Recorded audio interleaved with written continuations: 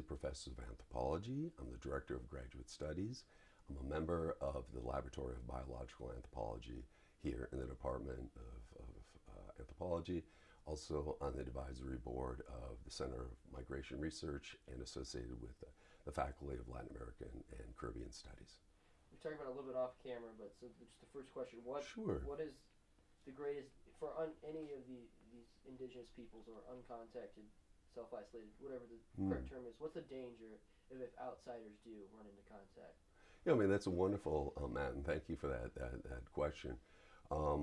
I think in the Sentinelese case, and they're part of the Andaman Islands, is somewhat unique given their relative isolation, not from the rest of the world because we see them. But the greatest threat is disease by far. Contact will lead potentially to their annihilation, to their extinction. So there is the question possibly of genocide. And I use that term, and it's a very big term, but if the contact, given the case, leads to pathogen that the individuals, Sentinelese Islanders, will not possibly be in a position to continue to live. I work in Amazonia where disease is a great threat. And we tend to use the term, rather than uncontacted, groups in voluntary isolation. A lot of, I think, confusion also in the term tribal. I like that you mentioned indigenous peoples, which is a category recognized by the United Nations.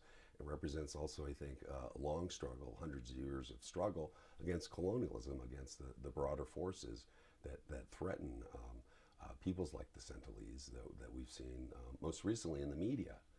So the greatest threat in this case is disease and continued attention, I think, by the Instagram crew, by National Geographic sort of perspective, which loves, I think, pretty pictures of spears, but the issues behind it are deeply complex.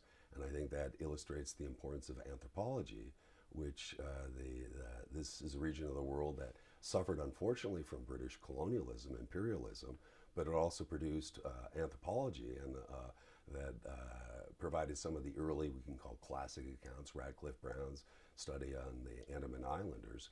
I encourage our audience to read some of those, but also to look at some of the very prominent organizations that are on the forefront of protecting and of revalorizing the indigenous peoples.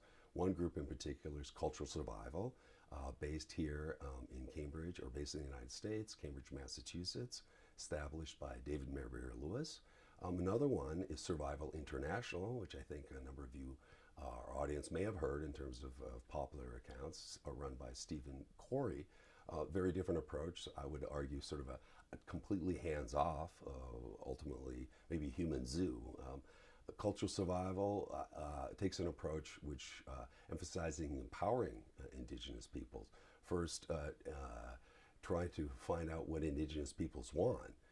In the case of the Sentinelese, this is an extremely difficult thing because contact in of itself has led to death. If we know about the Onge, the other groups in this area, they were annihilated through disease. Many people, I don't think, realize that the Andaman Islands off the Bay of Bengal was a penal colony, and after the so-called, from British point of view, the Indian Mutiny in 1857, it was an island full of convicts. So the disease, the pathogens created a horrific impact.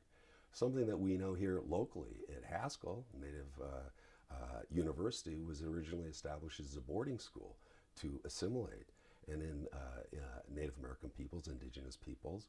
And I encourage our audience to know more about the sacred burial grounds. There are cemeteries there where you'll see headstones of very young children who died of disease, died of measles.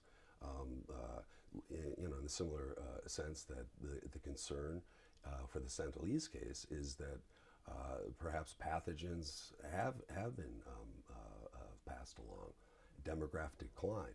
So what would I do in this case as an anthropologist? Number one, I would definitely try to ensure the health at all costs. If we find that that this tragic episode, which has been heralded by some as sort of a martyrdom, I don't see it that way. I think that history has proven me, my position, I think, tenable. But if we find that disease has been passed on, we have to think about Plan B, which is, I think, a cultural survival approach, which is thinking practically. And that may lead to, another tragic intervention, which would be medically, so that to prevent smallpox. I'm not a biological. I'm not a physician, but correct. I think. Well, I do know in the history of this area, syphilis was a major contributor to the massive demographic decline of this area. So when we look to other regions of the planet, I work in the Amazon with the greatest number of indigenous peoples in voluntary isolation are present. I think this is a great concern. We see reports about climate change. There are climate change believers, they recognize that, and others think that's questionable. From my point of view, the loss of indigenous diversity, which is tied to the languages, is real. So we must do something about it. Fortunately, I've been involved in recent efforts that have been supported here by the University of Kansas to work in Colombia. We've just recently returned and looking at what ways that we can help in fortifying the peace process, and that involves working with the victims, working with rebel groups, and also working with indigenous peoples such as the Witoto. And I think that's very positive. I think this is a wake-up call. I think for people who are of younger generations realize that. I think that I'm preaching to the choir. But there are many sectors of society that would take a story like this and see hostile people throwing spears up in the air and say, "Oh, these are vicious people." I think what they were doing is to try to defend their way of life, as you and I would do, and I think they have every legitimate reason to do so. I think this should be turned into a teaching lesson. It's tragic, very much so, but the well-being of indigenous peoples, tribal peoples, marginalized peoples, ethnic minorities is definitely tied to the fate of the planet. The scientific community, the anthropological community, I think has demonstrated through extensive empirical, qualitative studies the link between biodiversity is strong when it comes to cultural diversity. So if we do not recognize the value of indigenous peoples, such as the Sentinelese, it's adios the planet. So it's in our self-interest to pay attention, I think. And I encourage the audience to be aware of a number of, I think, very prominent and organizations that have allied themselves with groups like the Sentinelese. But the bottom line is the future of the Sentinelese people should be in the hands of the Sentinelese, not in the anthropologists. We should be assisting. We should not be there dictating, which is a sad commentary on anthropology. The initial days was a very different, perhaps the handmaiden of colonialism, but that is long gone. Anthropological community is on the forefront of not only, I think, describing, giving voice to indigenous peoples, but providing them with opportunities so that they can speak for themselves. And that's really the mission for democracy, and to have, a much better socially equitable world, and I encourage our audience to think about not just the so-called violent perspective which is given, as I call it, the National Geographic approach, which appeals to the savage slot. These people are humans, and if you spend time with indigenous peoples, which have had great fortune, great honor, it's a humanizing experience. It is a way to live in, I think, greater harmony with the natural environment, and certainly with people. We're dominated with a world that is, I think, transactional relationships have become all too common. Personal relationships have been minimized. And so the true teachers that I've had have been indigenous peoples. I am their student.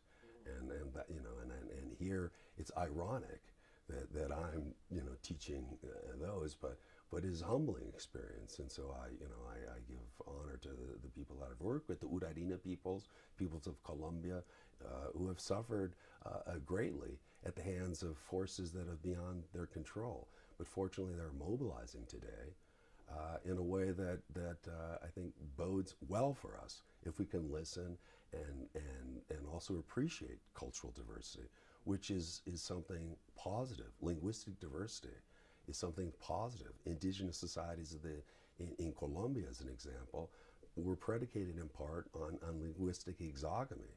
In other words, you were encouraged to marry someone who spoke a different language. That's a source of unity, not a source of division. And I'm work extensively with human rights here in the United States, issues in terms of what's going on with so-called undocumented individuals. I think it's very important to recognize that para hablar en español puede ser una gran fuerza. Entonces estoy saludando a todos los oyentes que están escuchando en español. Gracias y seguimos la lucha.